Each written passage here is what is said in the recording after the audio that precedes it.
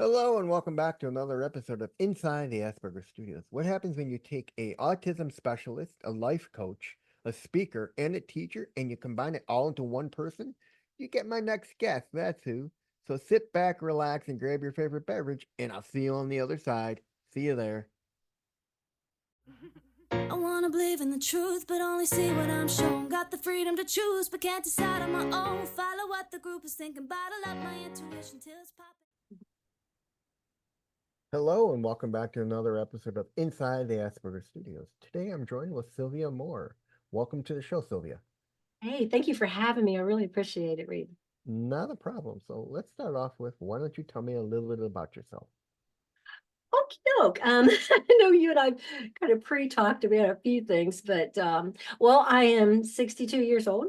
I found out I was autistic last year after a lot of research for my first big book, Gold Scars, which is a book about how to beautifully mend from loss, trauma, grief, which I had become an expert on through my life. And towards the end, I realized that as I talked more about my mother and that relationship and the grief involved with her life and mine, that she was most assuredly Asperger's. I had conversations with my brothers, and we all confirmed that, yeah, that's always been our thought. And we had lost our mother at that point. And I saw myself in all of that. And then I started doing research like any tried and true autistic person would do. I became an expert on autism. So the more I learned, the more I saw myself mirrored back at myself. And when I got the diagnosis, I also did what most autistic people late diagnosed did. I cried with my two PhDs for half of a day, off and on, which is very normal because, someone hid you from yourself for 61 years and then you open a door and go, oh, and here you are. I'm like, welcome, Sylvia. Finally, I get to know who you really are. And the last year, besides finishing my master's, which will have a focus on autism, as you know, and then my PhD. Besides that, I've really become the expert on not only grief, trauma, PTSD, and healing, but also on through the eyes of an autistic person as well. And I've really been trying to use that time, that energy, and my efforts to help the autistic community. I think we're underserved in not only the medical field and health services field, but I think most doctors that help us, I mean, maybe 90% or more, are not autistic or lack training in autism. And it's admittedly so in the research that I've discovered. So my aim is to change that and be the outspoken spokesperson, for our community, which I think, you and I spoke about this, we're the silent, if you want to call it disability, that's fine. I don't think it's a superpower either. I think I'm just different than a neurotypical person, not less, not better, it's different. And there's a reason for it. But yeah, there's a little bit about me. Anyways, when you got diagnosed, did you start to see the world in a whole different way? Oh, brother, did I? Yes. I had already been through grief recovery. I put myself through that, and I put others through it through the book. But that was a new grieving process because anybody that finds out that their child or themselves or someone in their family is autistic, the grieving process starts anew. It's like a death in the family or a move across country. It's a huge change in your life, right? So I like I said, I dived in to know what that meant about me, and I dissected my life from childhood forward. And I have a little cartoon character which is called Being Tizzy, which is really funny. That's my nickname from childhood, is Tizzy. And God has a sense of humor because that's also a slang word for, guess what? Autism. So Hmm. so I find that out 61 years ago. But my little cartoon character deals with life as a little girl. Well, we're kind of redoing her now to be a little girl with autism. But I saw that in the bullying that I went through, trying to make friends one girl punched me in the face. I just wanted to be her friend, right? So I ran and I hid behind the board, and there was another kid back there, sitting back there too. Um, and I thought this is where all the outcasts go. I was in the second grade, but I just went through that bullying until high school, and I kind of took my own life in my hands and joined as much stuff as I could and try to get as popular as possible, but high school ended Hmm. and the abuse started right back in the form of adults, liars, cheaters, and thieves, employers, and I was always that vulnerable person. I got followed home by a serial killer, Oh, picked me out of a crowd. Guess why? Because argue if you will, but I looked vulnerable to that person. I looked like easy prey, and unfortunately, um, I was, right. And that was before I knew I was autistic. I know you know this story. My son, which my grieving and loss and trauma, the healing portion of it and my training in that began because I lost a son. He was driving home, stopped in a gas station, got a Mountain Dew and a Snickers bar. Someone attacked him, shot him in the head, oh, and he was 19 years old. Jacob. And we raced to the hospital. He was still warm, moving his hands if you touched him, his feet, if kicking, but his brain scans were all flatlined across. So we walked away from our child, knowing that the next time we saw him, he was warm when we left. He was going to be cold and in a coffin that we chose the next day. And I had a 16-year-old and a 7-year-old and my own grief to deal with, from that point forward. It was traumatic. Well, 8 months after that, a month before the murder trial, 1 month before, the serial killer attacked me in my driveway, followed me home. oh God. And yeah, and I fought because I knew if he killed me and if he got me in his car, I was dead. I already saw what was in there. I know I was dead. I was a dead woman. But if he got me, he was going to walk in my house, which was wide open at that point because I'd opened my garage door with my clicker, right? And he was going to take out my children or hurt them in some way, you know. So I did fight. I got away. I even swung a baseball bat at him, but he left, and I got his license plate number, and he went to prison. Good for But you. thank you. So with it, trying to heal from that, I also lost a best friend, two brothers, a sister, and both parents. And then I was like, I'm done. I need to find a way to heal. And that's what started the healing process. When I realized that I had more people that I wanted me to help them than I could do, I can't help 100 people at a time. One or two or 10 at the most was best I could do. And, understand that as well. So that's what started the book writing process. And it was towards the end of the research when I realized I think I'm autistic. No, I'm pretty positive I'm autistic. And that's how I discovered was writing a book to help other people. I found out that Tizzy wasn't just a fun name from my childhood, but it was a secret code of who I really was. And I laughed and I cried, and I'm still laughing. And occasionally I still cry. But I worked through the grief, the trauma, and that's hard because I was autistic. So for me, grief is times 10 and trauma is times 10, and most trauma leads to PTSD. I mean, I can go to the airport and get PTSD for, just if I just being there. So but that's the story of how I found out. And yes, I dissected my entire life, every minute of it that I could remember, and I remember a lot of it. And not all of it was real pretty. Some of it was quite tragic. And autism was pretty much why I got into a lot of situations and not having any guidance to even know that I was. I didn't have a parent that thought I was autistic, my mother was a politician. You didn't, even if I'd had autism, I probably would have never gotten diagnosed because you didn't talk about stuff outside the house. It just didn't happen. So, Now, I want to talk to you a little bit about you, from reading your website and everything. You talk a lot about educating the workplace on autism acceptance. yes. How do we go about doing that? Because I've come across so many jobs when I was applying for work back in the day, and on every application you see that little box that says check if you're disabled and then circle what you have. And Yeah. I am pretty damn sure every time I submit an application that says I'm autistic, I'm pretty sure it goes right to the trash.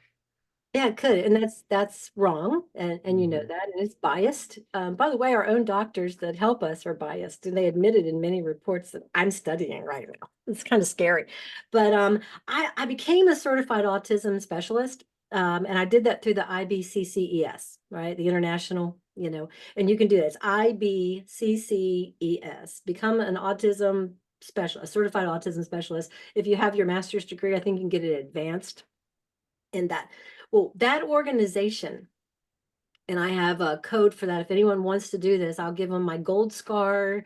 Gold scars 10 is the code for that website, and you'll get a huge discount on it. But I tell employers, companies, whether you're large or small, right? Coca-Cola down to the corner gas station, right?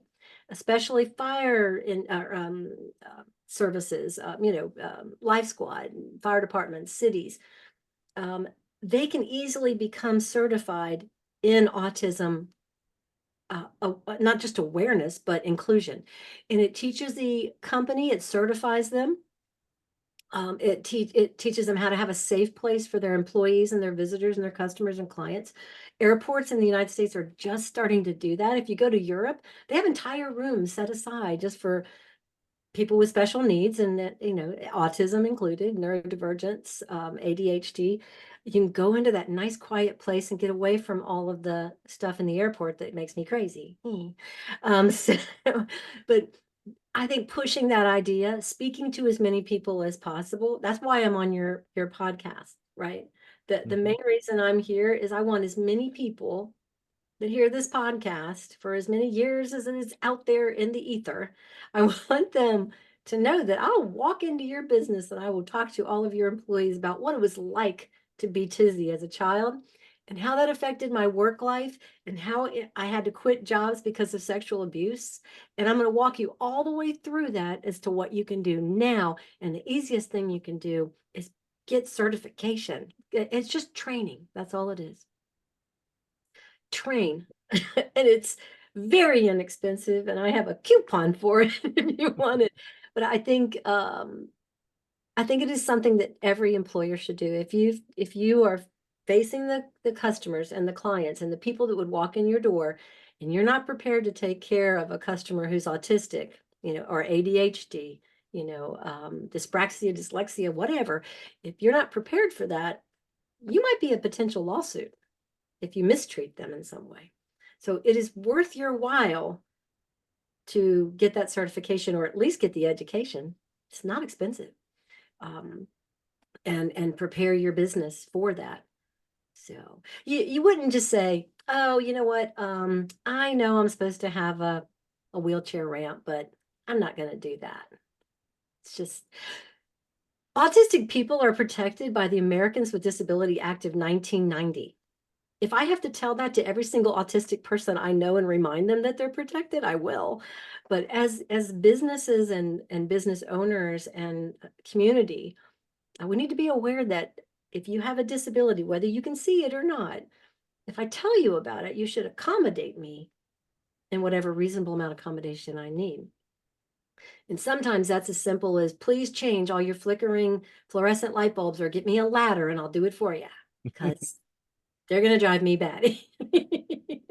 Turn off the music or give an option.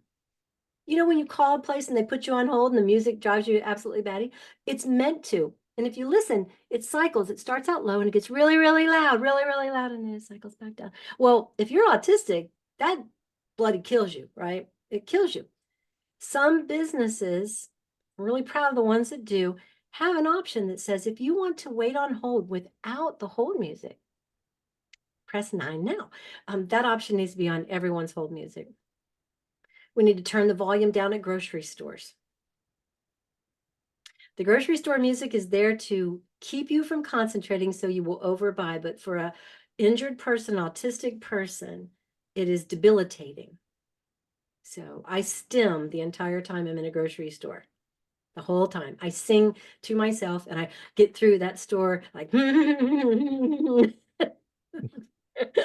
I'm autistic. So, but those are just some things people can do. But being aware of it, I'm done with accept, awareness really. You need to start acceptance. Awareness was last year. This is a whole new world, baby. You need to be acceptant to the autistic community, to that disability. I mean, come on, we're protected, right? You wouldn't know it though, would you? Yeah. No. I mean, that's one of the things I wanted to do and I tried to do is I emailed the NRA, the National Restaurant Association, and I said, "Listen, I'm autistic, and I would love to talk to you, one of your people, about maybe having me talk with your people, and even setting up meetings with restaurant managers or owners, and going around saying, listen, you need to implement inclusivity to your restaurant for your patrons Yeah. because the music is too loud, like you said, and people can't talk." And where I sit is very important. And I've explained this to people too. I call the restaurant, I want the early seating. I want to get there at 4:45. And I have to sit in a certain spot or I can't concentrate on my food or I'll be looking behind me the entire time. So we don't like people behind us and in front of us on all sides and that closed in feeling. At least that's me. And in conferences, the only way I can go to a big conference is if I sit at the end of a row or I sit right in the front or I'm as That's close me. to the door as I can possibly get, right? One of those three spots or forget it. You cannot put me on row 2 halfway through in a conference and expect me to be able to make it through. I can't do it. That's me. I mean, I went to a podcast conference last year in March, and or is it this year? I think it was this year. And every session I sat at, I sit up front, either up front or the second row, because sometimes I don't like to be totally up front. I sit in the second row, either at the end or even in the middle, sitting next to someone I can talk to, Yeah. and that's how I make friends or just chit chat. That's how I get my mind from keeping me from going crazy. Yeah. Because And it's then I'll sit there debilitating, and I'll isn't listen. it? Yeah. But at school, when I was going for my master's, I always sat in the front, Yeah. and for a very specific reason. And where everyone else would sit in the back so they can lay down or whatever, I'd sit in the front so I can focus. Hmm. Because the teacher was right there, and I know if I started to doze off, they'd see me and they'd tap me or stop me. But otherwise, it kept me in my mind it's like, hey, you're up front. Yeah. You gotta you gotta pay attention. Well, before I even knew I was autistic, I knew that I go to a lot of conferences because of my franchise. And when I had another franchise, I never went to any of them. And they would always go, well, why aren't you coming? It's like, yeah, I don't do like large crowds like that very well. But I started going early. So I show up like a day early, right? That's what And I do. I go into the venue and I walk the room, the entire room. I look at where the lights are and I study where it's going to be. So I know where I need to sit.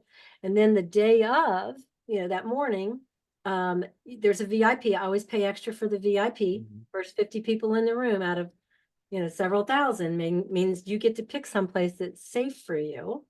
So I would sit in that line for an hour early with my drink and my laptop and my coffee and everything. And I get up like at 4 in the morning so I could have all that there, get in the front of the line so that I was the very first person in there and I would beeline to the seat that I had already picked out the day before.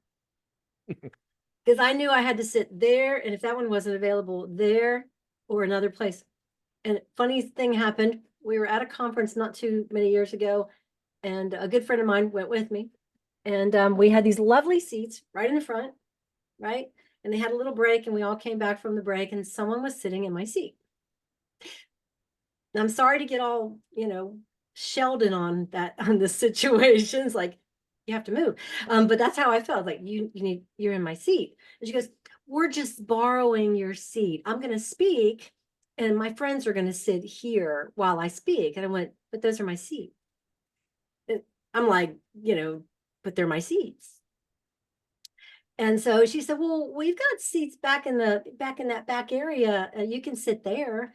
And I looked at her and went, no, I can't sit there. So when she wouldn't leave, get out of my seat, I had to leave. And we did not get to see the next two speakers, including her. But or the next one, which is the one I really wanted to see, until the break. And my friend left with me because, you know, she's my friend. She's like, she knows, right? It's like, okay, we're good. We're going to go out together. So we left and we came back after and picked up the rest of the day. But I lost 2 hours of a conference because someone took my chair. Now, it seems it's like, why didn't you sit somewhere else? It's like, because I'm autistic and I knew where I needed to sit that day. And I know that sounds really weird and selfish, but I suffered a whole lot to be able to be there in that spot, right? Paid extra, waited in line. And it was important that I be in a certain spot. The other spots were just not available for me. I did look in the back to see if there was anything in the back, and no, all the back pew church people that like the back of the row, they were all taken. So I really didn't have any option. I had to leave. Yeah. That's rough. I mean, thank God. I mean, they do record the shows, so. That conference was not recorded. I missed those. Oh, I know those two speakers. Well, again, the one of them, I didn't want to see. I don't even know what it was about, but the other guy I wanted to see. I've heard a lot about it, but it was just kind of sad. But you know, if I wasn't autistic, I guess I would have either, you know, one, clobbered her and told her to get the frick out of my seat, you know, but I'm very passive. You know, I'm not a fighter like that, non-confrontational. Or I would have just gone found somewhere else to sit for a minute, you know, and just ate crow, went fine, yeah, you know, but no, I left. Yeah. Yeah. now you mentioned going back to school for your Sure. master's and your PhD. Right. What was it like being someone with autism, dealing with school and classes and getting there and going from one room to another?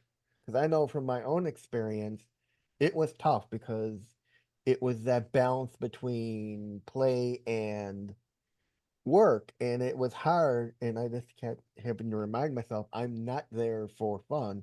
I'm Right. there for an education. It matters, yeah. Well, you know, I signed up for college right out of high school, and then had a very traumatic experience and dropped out. That was the first time. I went back to Bible seminary and ended up getting journalism under my belt, which was great because I started writing for newspapers almost immediately. But I dropped out again. I didn't finish. And you know, 3 children later, I lost my child. Um, I met Adam right after Jacob was killed, and we became friends. We're now celebrating 10 years of marriage, 20 years of knowing each other. But Congratulations. he's my forever best friend forever. Yep. But yeah, thank you. And he was going to go back to college in 2006, right? It was just a few years after Jacob had been murdered, and the real estate market was like this, you know, and I had a real estate brokerage. Yeah, that was very convenient. Well, so I sold everything. I went back to college, worked at a bank temporarily, and I went back and got my bachelor's degree. I graduated valedictorian of that university. And talking to them recently, I may be the very first autistic person that ever graduated from that university in Georgia, autistic person that graduated, but they're still checking. But I wanted the A, you know, bad enough that, you know, I made it my point to do well. You know, and I think part of it isn't necessarily an IQ thing. I think it's an autistic thing sometimes where you're like, if I'm going to do this, I'm going to do it right, or I'm going to learn everything about it. So when I had geology, they mailed me 2 boxes of rocks. That was the best thing that ever happened. I was so happy. I got rock. I still have those rocks. But I put myself in and I loved every class as best I could. I got a business degree with an IT minor, right? So when I went back for a master's, it's obviously in a psychology, you know, era. totally changed directions after I found out I was autistic, and I've only got until May to finish that program, and I'll start my PhD program. But to answer your first question, it's hard as hell. Yeah, because you've really got to stay focused. You are autistic. Everything, you still have sensory issues. You still have to deal with people. You're still in a lot of times sitting in a big room with lots of people, and it makes that difficult. And you've got 4 to 5 classes a semester that you've got to shuffle on top of a full-time job. And in my case, I had 2 children at home still going to school, right? So yeah, and I took my youngest to college a lot with me because I had nowhere else to put him. So he just came. He'd do his homework in the corner of the biology room while I dissected a frog or whatever it was that we were doing. But yeah, you do what you have to do. Now, you've written books. Yeah. What inspired you to write your children's books? My granddaughter, my first and only granddaughter, I remind them that I do want more. I've ordered 10. They've given me 2, 1 boy, 1 girl. But I still got my order in though. I'm not going to give up. But Elowen, when she was first born, her name is Elowen Noel, and her last name, and we decided to call her Elowen Noelowen because it was fun and it rhymed. So I'm a songwriter too. I've been writing songs for my whole life and almost sold a few, by the way. I have friends that have done really well in songwriting, but I'm almost made it several times. That's good enough for me. But I wrote the song Elowen No Elowen just strolling down the street. Elowen No Elowen has very snappy feet. And then it became an entire book. That's what I do. We have 9 right now. 3 are in print, and they're being republished by Morgan James, which is great.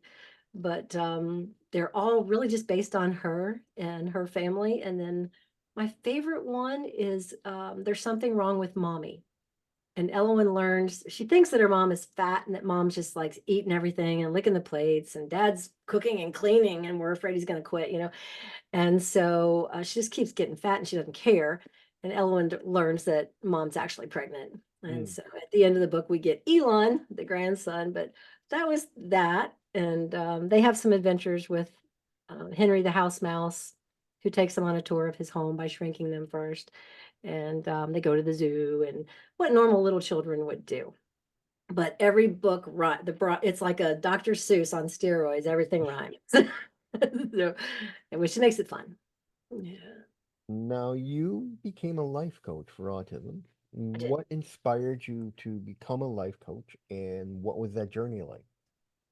Sure. So when I found out, well, first, when I started the grief process, I actually went through a program called the Grief Recovery, and it was brilliant.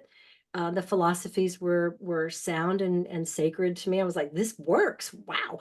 And so I went immediately to AACC, which is the, certification for Christian counselors, American Association of Christian Counselors, and took that all to one step further. So I got into grief counseling, first responder. I have multiple certifications with that organization, and first responder and coaching. When I found out I was autistic, I ran immediately and found out what can I do to have a better understanding of autism. And I was already a life coach at that point. And so I certified with the IBCCES as a certified autism specialist. And so that's where I literally turned and said, I need to help my people. These are the unspoken for human beings out there, the quiet, silent minority. And we are a minority. Less than 2% of all human beings walking on this planet right now are autistic. And I would say about 98% of the rest of y'all don't know anything about us. So, and as a result, we end up being abused, used, sexually harassed, taken advantage of in work, in all aspects of our lives, and that's harmful and hurtful. So when an autistic person needs an ear, I want to be there for them. And that's also the motivation to finish the human services, trauma, and first responder masters. I feel like I owe it to anyone that I'm trying to talk with or to or at or whatever. whatever they need from me, whether it's a conversation, or a talk or a deep listening. I want to do that with a little bit of expertise. No guessing. Yeah. Now, how did you get involved with becoming a first responder? Okay, so when I was 15, both of my parents were life squad and fire department. My mom was actually one of the first fire women in our little community near Cincinnati, Ohio. She went on to be mayor. But my dad, my brothers, everybody was a fireman. And at 15, I signed up to be a cadet as a first responder on the life squad. So I had to certify in American, medical, and um, so I did. I was like, well, that was easy.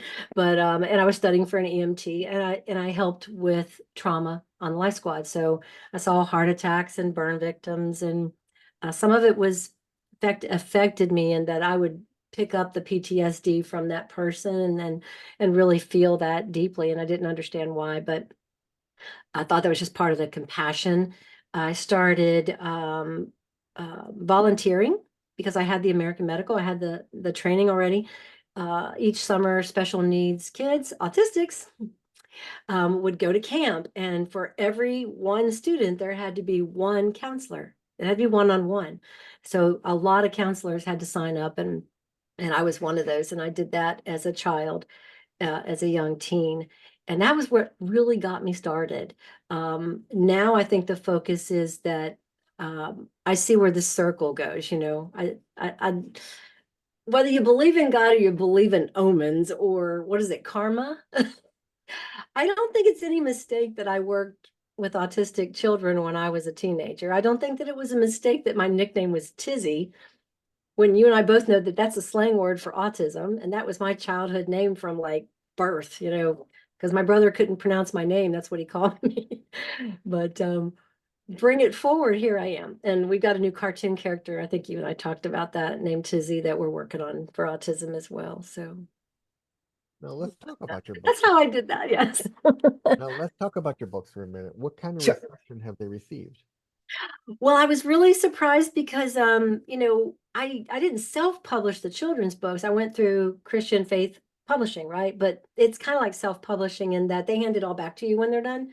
They help you get it all together and get it out there on Amazon, and then they just kind of walk away, but not in a bad way. It's the service is what the service is. So the book sales have been pretty steady, for that book, because they're adorable. You buy one and then they come back and they buy the other two. I sell more t-shirts on the website than I sell books. That's another story, but they're adorable too. So when I got into writing Gold Scars, I spoke to a friend who had a book published by a publisher who's kind of a hybrid publisher, in the sense that they're a publisher, but you pay them for a lot of the services. And so I was talking with him, and he had the transcript, and he called me and he said, so I've got a publisher who's a New York publisher, and he wants to look at your transcript, and if this works out, he'd like to buy the ability to publish your book.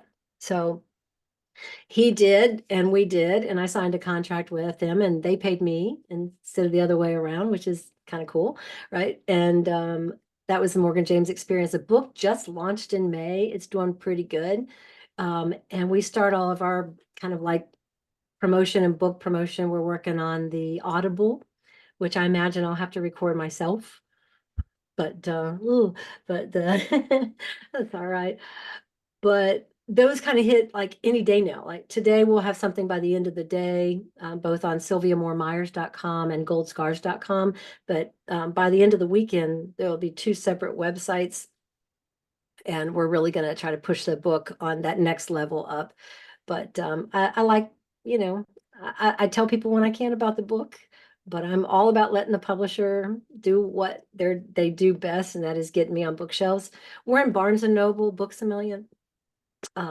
Anywhere that you can buy a book, you'll find it, or you can order it there. And it is a published book. We're in New York. We're in, is he still in Washington, Nashville, and London. So I told him anytime he wants me to fly to London and sign books, I'll be happy to go. But yeah, and I'd like it to do better, but it's just launched. So yeah, you usually look about 6 months to a year down the road, and the book, it builds in momentum. Correct. I'll have the other book out before this one actually probably hits that point. So Now you talked about your other book, yeah, with Tizzy. Let's being talk Tizzy. about that. Yeah. Let's talk about that and what's inspired you to write that. Well, obviously being Tizzy is the, I do I call it a speech or a talk or whatever, but I train with the National Speakers Association. Um, I felt like if I was going to get up and talk about autism, my book, or anything for that matter, I needed to know how to walk on a stage and talk without, just closing up, right? So I knew that would take training, and it did.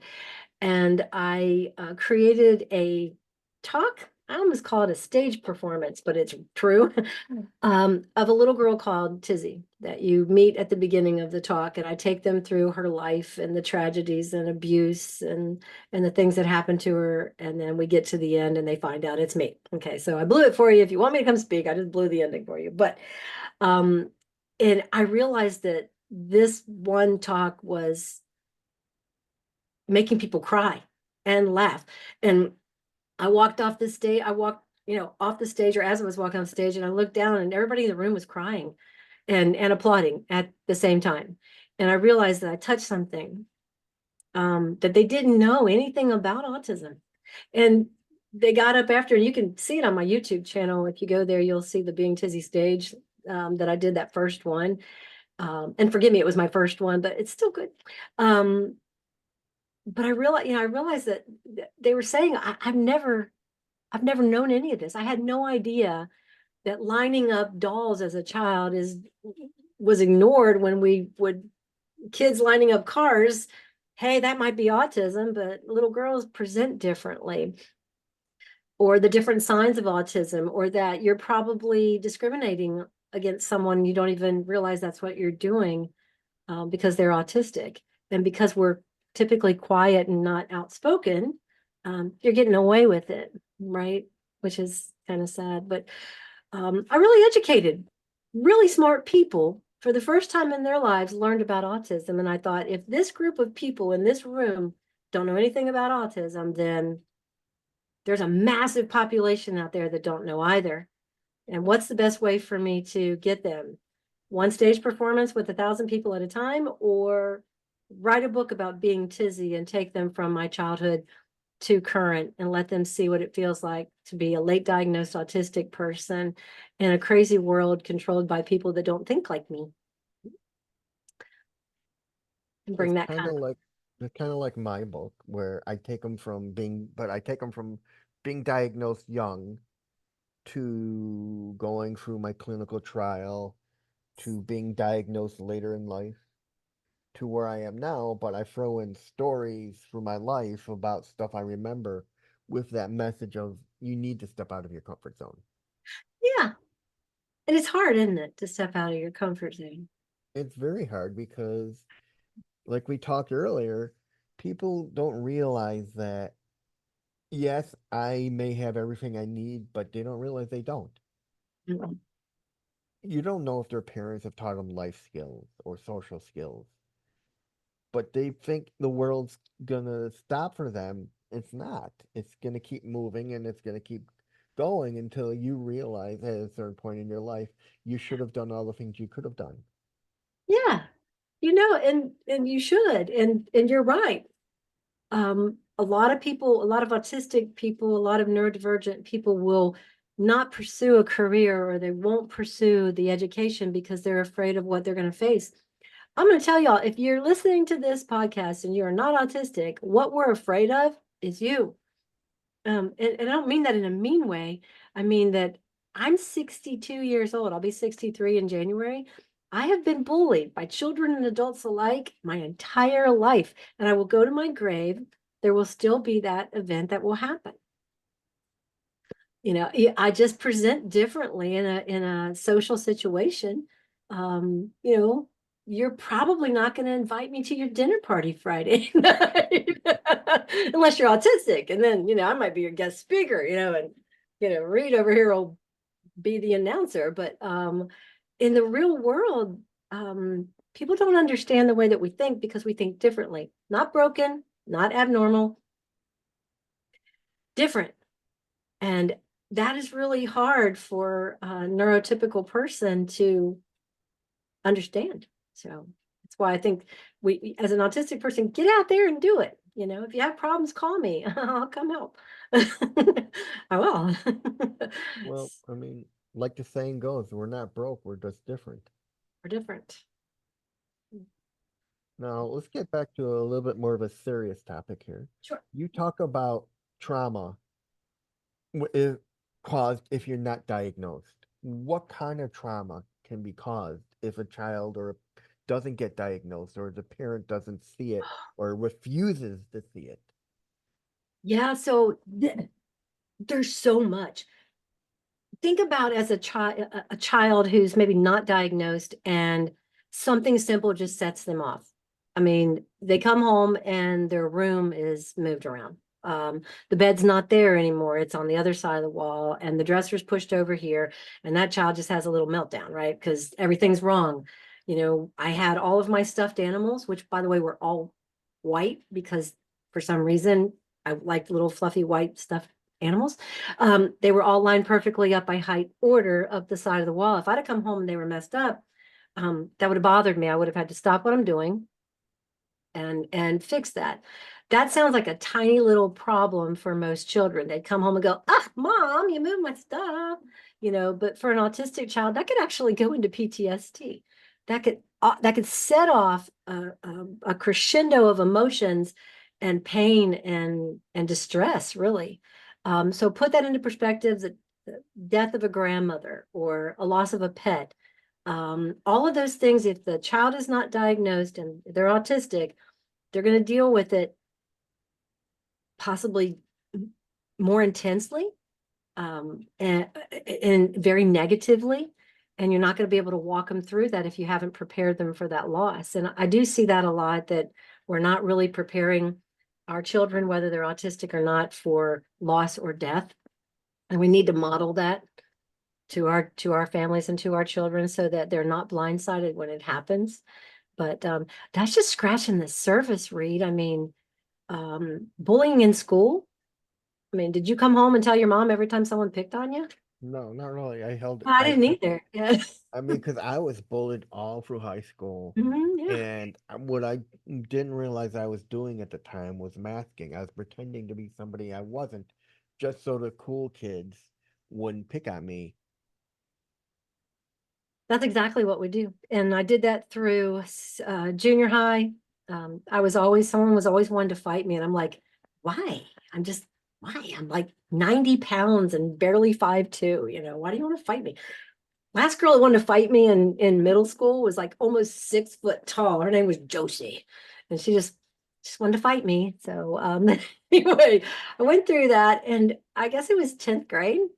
I told my mother over her Cincinnati Enquirer, said, I want to go join things at school. And she said, what do you want to join? I went, everything. And she goes, what's the problem? And I went, transportation. I'm having a business meeting with my mother, basically. And she goes, pulls the paper down. She goes, you'll have transportation. And that was the end of the conversation. So I signed up for everything I could and got involved as much as I could and got through 3 years of high school with a little bit of popularity. And as soon as high school was over, everything ended. I didn't have any friends to take away because being popular in a group setting is not the same as having intimate friends, is it? No. Now, you can create popularity by doing something popular, but you can't make really close friends. So I didn't have anyone to take away from that. And I had no advisors. And, I went into that world of adulthood at 18. I shouldn't have been leaving home yet. I should have been back home for a long while, not getting married, and losing a baby and, being abused by an employer and traveling the country with a man who was not nice to me, and those were bad decisions I made because I did not have the diagnosis, and had I had it, my life would have been different. I would have at least had somebody as what I call now as a handler. I go nowhere without one. So you're saying that it is crucial that the child be recognized as autistic and get tested. I feel strongly for that. I know there's reasons not to, and they sound and I understand it. Remember the 98% of the other people that don't really understand autism, they tend to throw us into a bucket of unworthiness or we're dumb. I have a very high IQ. Mhm. That plus masking hid autism from a lot of people, but if your child is suffering, I mean, I destroyed my hands. I deformed 2 fingernails on my right hand, and it was just literally from stimming all the time and just ripping the skin off, right? And I did that all day. I still do, by the way. Wear gloves for a reason. And but all the signs were there. If I would have got help at that point, some of those things could have been manageable for me, or better, or at least understood. Um, yeah. So, but I just but if you take your child and it's teachers out there, you got a child that you find out is autistic, don't do what people did to me. I was 61 years old and people found out that I was autistic. They immediately started talking to me like I was 10. Yeah, I'm not a baby. People don't understand that. Yeah, that's right. But you get treated like a child. So that's why I said it. I understand the reluctancy of wanting to get the diagnosis as autistic, right? I mean, that kind of Mhm. reminds me, I was talking a long time ago with some woman in the Facebook autism group, and she's like, I refuse to call my son disabled. Then don't. I'm like, but you got to understand, you gotta use that term because autism is a disability, and if Is you want to get support, you got to accept it. and it's an invisible disability. So it this is hard because you're like, well, I need accommodations. Like, really, what accommodations? Sometimes it's really simple stuff. Like the guy that's working with me for the websites for the publisher, right? He said, "What do you need?" I said, "This is an accommodation. You need to give me specific instructions. Don't generalize anything with me. I will take you literally. I don't understand sarcasm like most people do. Even though I'm funny and I'm a comedian, I go on stage to be a comedian sometimes and I can make people laugh. I still don't get those innuendos. I don't get other people's jokes sometimes, and I certainly don't understand it when you're cryptic. So if That's you why I need mean, something from me, tell me precisely what you need." that's why a lot of times people say, why do we walk into a joke? It's because we become the butt of a joke is because we don't Oh, understand it. no. I mean, there have been times at family dinners, my father or my brother will make a joke and I'll walk right into it. And they're really like, my mom's like, don't you guys understand? He does not get it. I don't get it. It's like, oh. But I think we're comedians at heart though, Yeah. because I mean, we're lighthearted and happy people, I think, I it's mean, like, then the other thing is people want to know why we're so emotional. And I've oh, always said, it's because we carry our emotions on our sleeve. yeah, we do. Our emotions are on the outside. Yeah. And one of the things I've read is that they say we lack empathy. No, Mhm. we don't lack empathy. I'm just the opposite. It's not that we lack empathy, it's we're too empathetic. Thank you. Yeah. We care much more and Too deeply. too deeply. I had Dr. Temple Grandin on my show, and Oh, I go to her, and one of the questions is I go to her, I'm like, what do you say to people that say we lack empathy? She's like, no. She's like, it's the opposite. If wow. we didn't lack empathy, we wouldn't care about what we do. We Yes. wouldn't care about doing this to the point of making it Yes. work.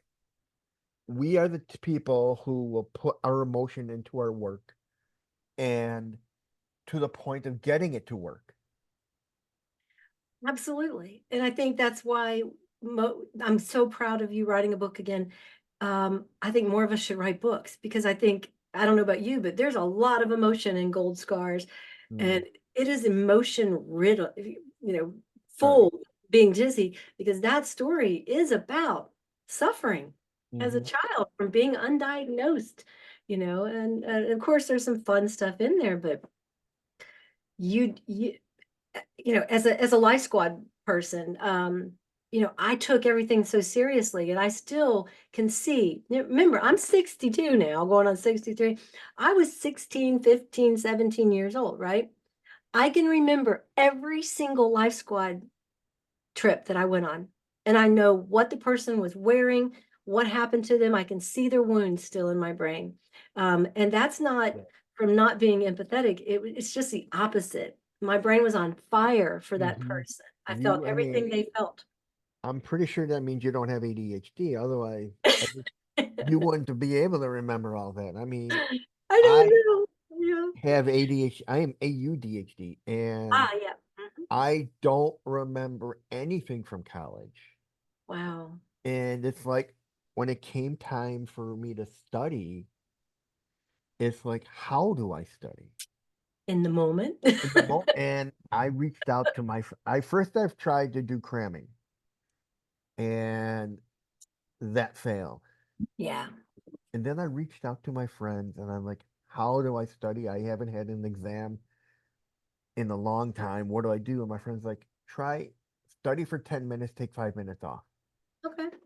And I It worked. did that, and all of a sudden, I It worked. remember one day I'm walking down this path, and I'm going over the material in my head, and it's like I I understand what hell I'm talking about because I was talking with my well-being advisor, and I was like, I wish I can remember everything like a lot of these people, and she's like, let me explain something to you. I There's a don't. difference between remembering what you know and knowing what you know. That's it. But those who just remember it don't understand it. Those who know it know the Yeah. material and understand the material to the point where they can turn around and explain it to you in the way Right. you will understand. And that's what was happening is at that point I was understanding what I was saying to myself and I was so excited about it. I went back to her and like, I know what you were talking about. And she's like, see, I told you. That's pretty interesting. I have aphantasia. I see nothing when I close my eyes, so I can't envision anything that might help me study, right? Dyslexia, dyspraxia. I have trouble with sheet music, and I played in the band, and I've written music, but I've never written it in the little black dots. I've had to memorize what the music sounded like based on the clarinet, and so it was a harder way for me to have to learn, right? I couldn't. I got the FACE, and every good boy does fine, and that's the end right there. Everything above that and below that, my brain wouldn't cut. But it didn't make me stupid. It just made me different.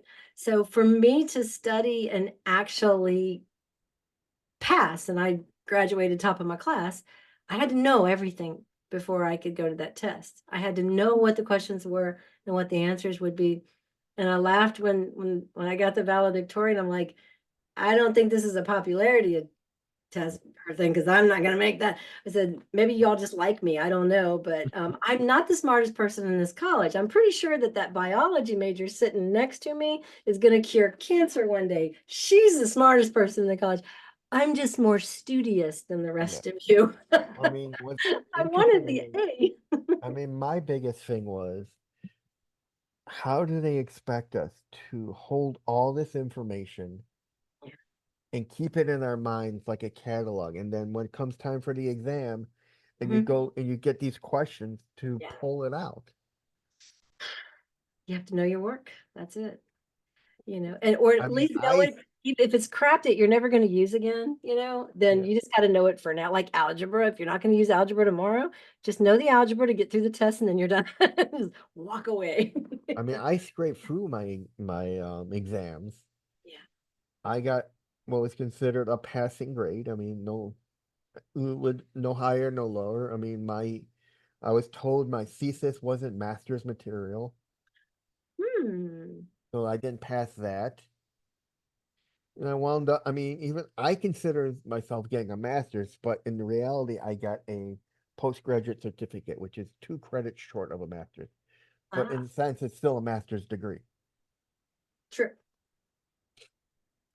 Did they make Now, accommodations though for you on that? yes, I had accommodations. I mean, here's a great story. I mean, about accommodations. When I was choosing my schools, I went through an organization called Across the Pond. They introduce you to colleges in Great Britain. So jealous. And Cool. then what they do is they give you an advisor, and the advisor's like, okay, what do you want to study? I told them what I wanted, and like, okay, here's the colleges that offer these programs. Now Nice. choose the 5 that you want. I chose the 5. They said, okay, now you need to write a letter to each of the departments explaining why you want to do it. Emphasize that you want to work with the head of the departments because they like that. I did that, waited and waited. I thought they were gonna go and retrieve my information, tell me if I was accepted. No, but I did. Went to all the student portals. I was accepted to 4 out of the 5 colleges. Then I had to narrow it down. I'm like, okay. I said to my advisor, I need a small college. I don't want to be a small fish in a big pond. I want to be a big fish in a small pond. Right. Easy for me to navigate. But Mm-hmm. she gave me a list of the 4 colleges with population, student population. I chose the one I liked. It only had 12,000 students. And then right after that, I contacted the disability department. I'm like, hi, my name is Reed Miles. I will be attending your school. What can I am autistic with ADHD. What can you offer me? They hi Reed. Then I got a letter back. Hi Reed, we're looking forward to it. What kind of accommodations we can offer you? Yeah. On-time testing, note taking, recorded sessions. These are the things we can offer. I'm like, that's great. But it didn't go, it didn't stop from there. From that point on, once I gave him my letter of acceptance that I was going to go there, my advisor would call me once a week from England just to Oh, check in on with me. And then that continued once I got there till I left. yeah. That's, And that made the day. yeah, that would be a huge help. Definitely. That would have really helped me. I know I would be driving down the road with whatever it was I was studying for a test for. Any traffic light, I would slow down and make sure I got the traffic light just so I could pull the book up really quick and study. I studied every free second of my day and night. I would stick the study material in my desk, and there's no clients around. I'd just pull it out and just read. I mean, the It was tough. It was tough. It was tough. weird thing for me is we had no books. None of Yeah. my classes they're all lecturers, Yeah. and we had no books. I So, I had the option of getting all my books online and I ordered the books anyway because I'm a book person. I have to right. write in them and mark them and just Well, I'm a weirdo. that's how exactly I did with my bachelor's. We Yeah. After the second semester, like we're switching over to digital. Uh, I'm like, no, I don't want digital. Please I'm send gonna have me. to print all of these books out at the Um, store. yeah, I'm like, please send me the hard copies of the books. Yeah, I I need them. like having the physical copy of the book. It's easier to go through, easier to highlight. It Yep. made it so much easier for me, and I still have them to this day. I've never thrown a book away. I've just got them all, even the boring ones I still have. But yeah, yeah, I mutilate books that are for study purposes. I take very good care of my other reading material.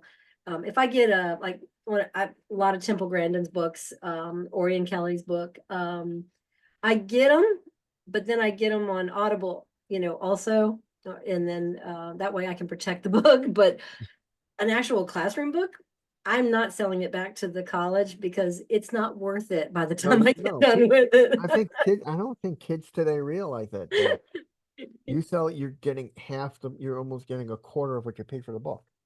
I mutilate. I'm not kidding. I write in it with multiple color ink pens and I know, and people highlighters. think, "Oh, I'll get a use book with notes, and this will make my life easier." Yeah, quite. You got to understand the person's writing.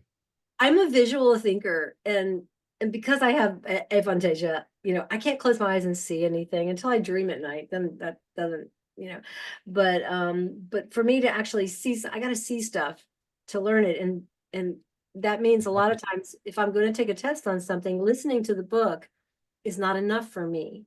If I was to take a test on a book that I read recently, I would do poorly on it because I'm not studying it, right? I'm just listening to it.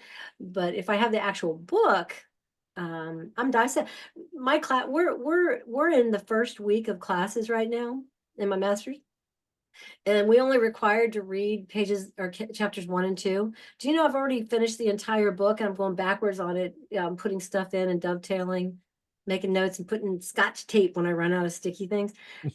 Because I went through one book to find out how many times the word autism was in there, and it was never in there, and I'm really upset about it. And then the other one, I marked every place that was, and because that's kind of a focus of my study. But I dissected that book because I couldn't find the word autism in the back of it. I read the whole thing. They beat around the bush about autism 100 times, but they never say the word. Really made me mad. Yeah. Now, let's talk a little bit about what is the difference between an autism specialist and a life coach? Well, yeah, if I'm your life coach, then, and whether you're autistic or not, if you just come to me to talk about some problems at home or trying to get through school or maneuvering in your business decisions, whatever it is that you decide we're going to talk about, until that point where I feel like you now need somebody that's a specialist in a different field, I can work with you on those. We're going to schedule what that is, what that looks like to you. Where do you feel like you need help right now? You know, that varies from person to person. Everybody's got something that they want to work on in their life, right? For some people I know personally, I won't mention their names. That's one of them, just painting the house, right? Or how to organize my kitchen, just silly stuff like that. It seems like, but that's very important. That's a life issue. Others, or where to go to church, or how am I want to change jobs and I don't know how I'm going to get from point A to point B, or I'm being abused. Okay, let's talk about that. Do I need to refer them out? If this is a autistic person that I'm talking with, it's going to change. It's if they choose to. Autistic people, guess what? Have really normal problems, just like the rest of y'all. And sometimes it's how to organize my desk. This all looks really good to you, doesn't it? Mm-hmm. Because you haven't seen all of that. Just because this is neat and I got help with it doesn't mean that looks the same way. But for me, a life issue might be, how can I be more organized? How can I have a little bit more idea what I'm going to wear the next day? I don't know, something like that. But that doesn't necessarily have to be an autistic problem. When it becomes clinical and becomes an autism mental, discussion, I'm going to refer them, or find out who. They probably already have someone that they work with. I may get them to agree that it's okay for me to talk to that person, or that person's okay to talk to me, and we need to sign off on that. So, it just, life coach is someone that's helping you through a decision that you're trying to make in life, or work through a problem that you have in life. Marriage counseling is very similar. It's a life problem between two people having trouble, dealing with each other, and getting them to discover what it is that they're really struggling with. Sometimes it's just really simple, like egos and, regret and, simple things. Other times it's much deeper, and I might refer them out. All right. What advice would you give to those who are dealing with workplace issues? From an autistic lens, or just workplace in general? From an autistic view. From an autistic view, you need to take a hard look around you and see if you're being discriminated against right now, because I never saw it, but it was happening to me all the time, from sexual abuse, bad people, to being underpaid for what I did. And every aspect of it. You can be abused in your employer if you're vulnerable. One of the first words in every book that has autism in it actually has the words vulnerable. We are vulnerable, and I think that pretty much goes across the board. So look at yourself. Are you being vulnerable? Do you have accommodations at your place of employment? Let me remind you that you are protected by the Americans with Disability Act. You're not a little autistic, or a little that, or a little this, or high functioning or low functioning. That's like calling someone in a wheelchair a high functioning wheelchair recipient because they can go faster than the guy next to them, right? That's crazy, right? Well, calling someone high function, low function in your workplace is also kind of crazy. Yeah, you're a human being. You're in there doing a job, probably better than the guy sitting next to you. Make sure you have your accommodations. Sometimes that's where your desk is, where light comes in or not. I have a window that I can open when you guys are done. I'll pull it all the way up, but I need that light sometimes to think. But I don't like cold air blowing on me, and I don't want to be sandwiched between two desks with two other people, because all I'll do all day is hear everything they say. I'll hear everything that's said. So can I wear headphones, or just, I have earbuds. Can I wear those during the day? Can my phone light up when it rings so that I can see it rather than hear it? Because it's going to be a distraction.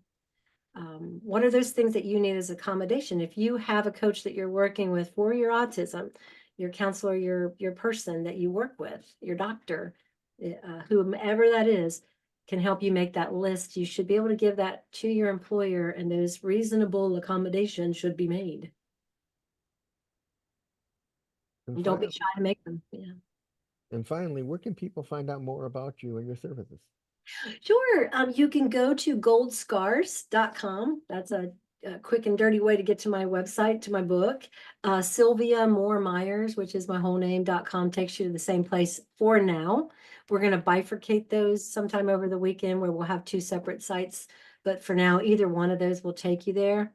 You can pretty much put my name in. You can put Sylvia Myers and Gold Scars into Google, and you will find me in one capacity or another. But go to the website. You can email me at sylviamoremyers@gmail, or just go to the website, fill out the card, and then contact me. I'm pretty transparent right now. I will reply to your email if you email me. Not a problem. I think that's pretty much the best way. You can buy the book. If you get the book on Barnes and Noble or Books a Million, you get the companion book, the ebook, for free. And hopefully by Christmas, hopefully, I make a promise I can't keep, but we should have the Audible version out, sometime this year. So that would be great as well. And I have a YouTube channel. This video and audio will be on that channel as well as Reed's. And I think you can just put in Gold Scars for that too.